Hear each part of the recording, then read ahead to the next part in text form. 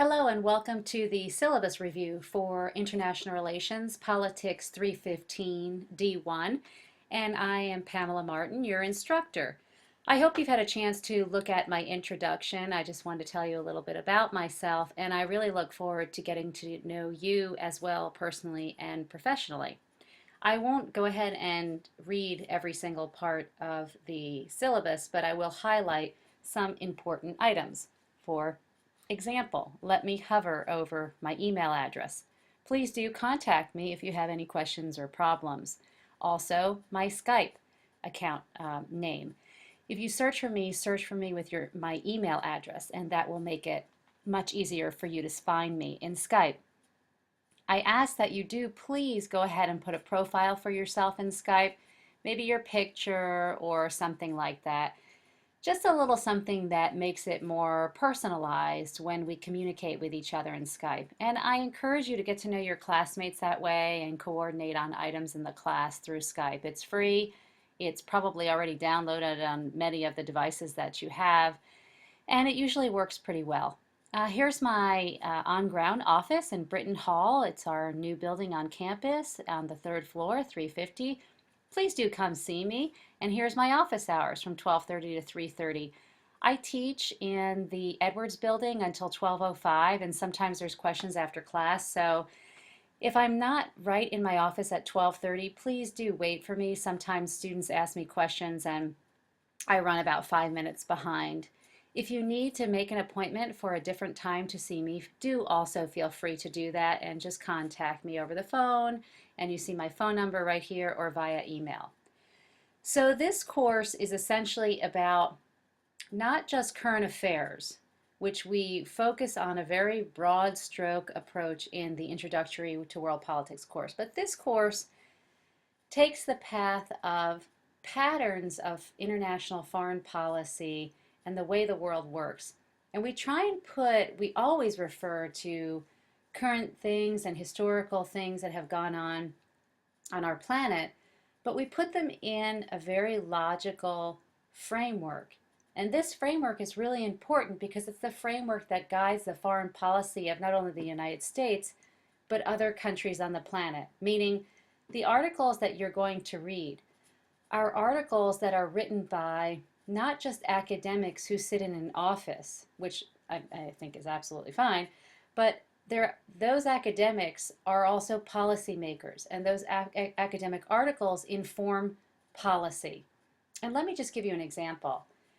President Bush Jr., G.W. Bush, cited his thoughts on foreign policy and liberal democracies when he talked about the 2003 intervention in Iraq. And he talked about the fact that free countries are less likely to go to war. And that's the democratic peace theory, essentially, that he was citing. But he didn't call it a theory because that's not publicly tenable in a speech. I just want you to know that the things that you're reading aren't things that no one else reads. They're things that in a more, let's say, colloquial or acceptable to the general public type of word choice, President Obama, President Bush, former President Clinton, and former President Nixon and Ford and other presidents have utilized. So what you're reading is really important, and I really do think the articles that I have selected, I've painstakingly looked for articles that are very pertinent to our world and are articles that are classic and cutting edge, that explain frameworks that our decision makers are looking at today and in important events historically. So that said, your responsibilities are to keep up with changing world patterns and current events, keep up with international news. And that is easier than ever, given that we all have electronic devices and smartphones and iPads and Kindles and tablets and laptops and overexposure to everything. One easy way to do it is, well, the old-fashioned way in your car. NPR has some great world news, but you can download the podcasts, you can read the New York Times, the Guardian, the Wall Street Journal, the Washington Post, whatever newspaper you like, something that has more of an international bent, please. online, and you can even listen to it. They even have podcasts to listen to. So while you're on the treadmill or walking from class to class, it should be relatively easy for you to keep up with these events. In terms of online learning, I just have a couple of things to say, which is your assignments are due and there are no late grades. So everything is due in this class by 11 p.m. and the assignments are closed after that time. If you have an extenuating circumstance, a medical condition, an emergency, um, family trauma, personal trauma, please do let me know as quickly as possible and I will work with you. But if you miss an assignment for no good reason, I really can't, in fairness to others who are working hard, change it. And I do hope you'll understand that.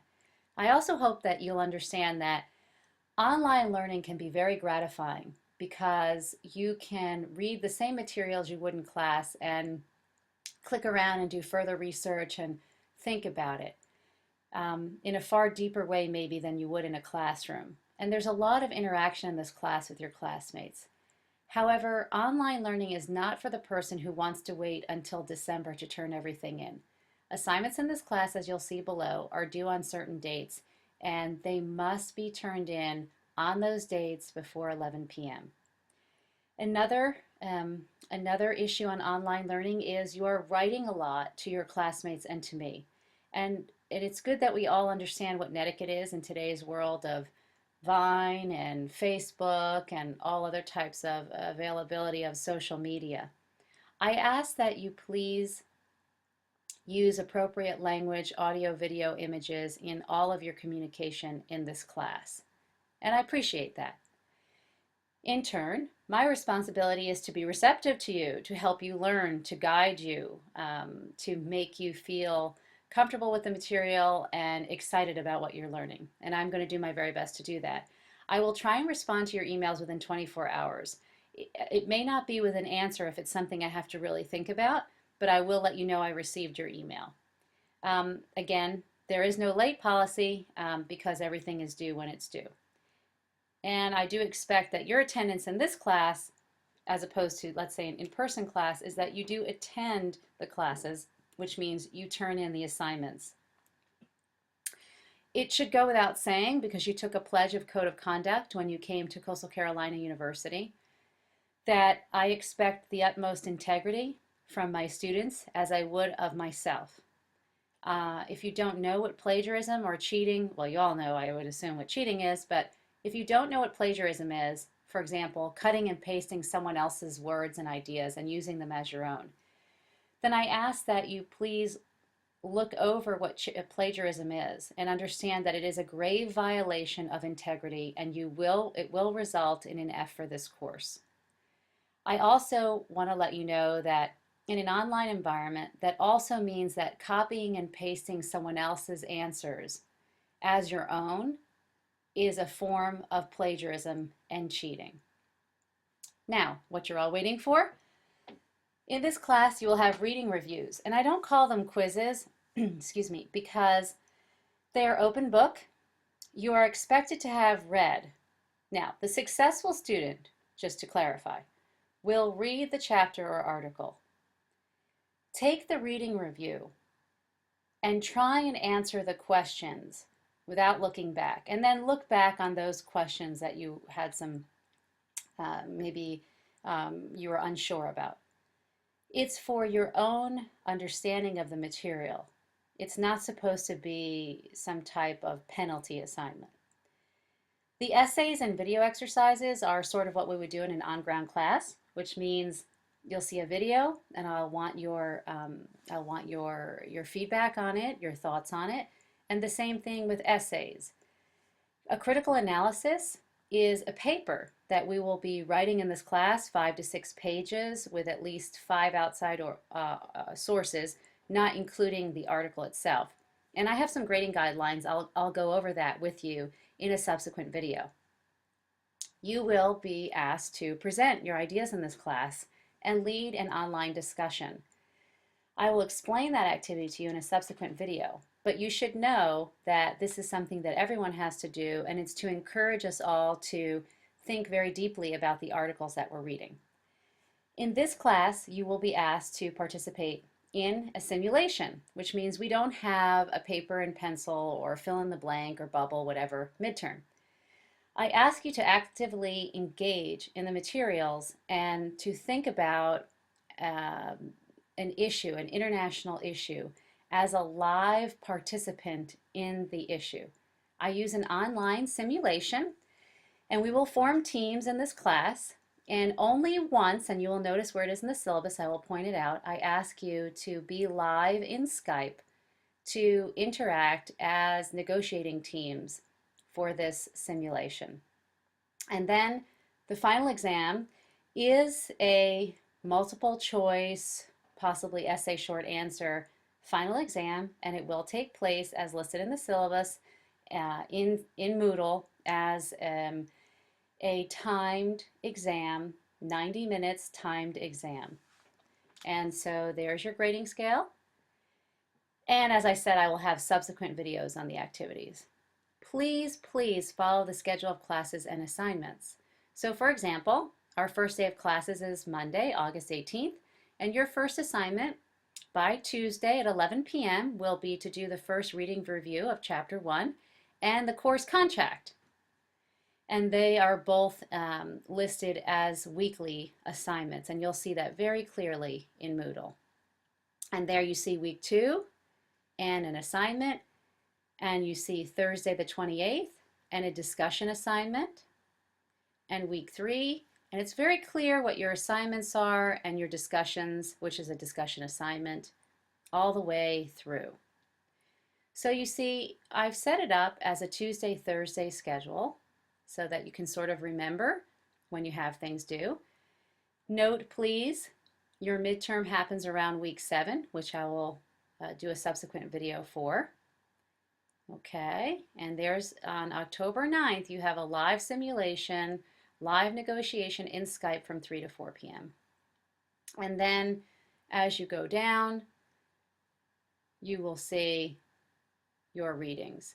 Now, and your final exam, I should point out, is Tuesday, December 9th at 11 a.m. And I will make this available for you in Moodle. I want to also point out that your reading materials are either the Minxed textbook, which you will see chapters, like for example, chapter 11, or article readings, which you will see I have them in italics. Okay, so those article readings are located in Moodle, and I will go ahead and navigate the Moodle course for you in the very next video that will be posted so that you have a better sense of how to locate things within this course. Thank you for watching the review of the syllabus, and please do make sure that you jot down the dates of the assignments under our schedule of events in this class listed in the syllabus.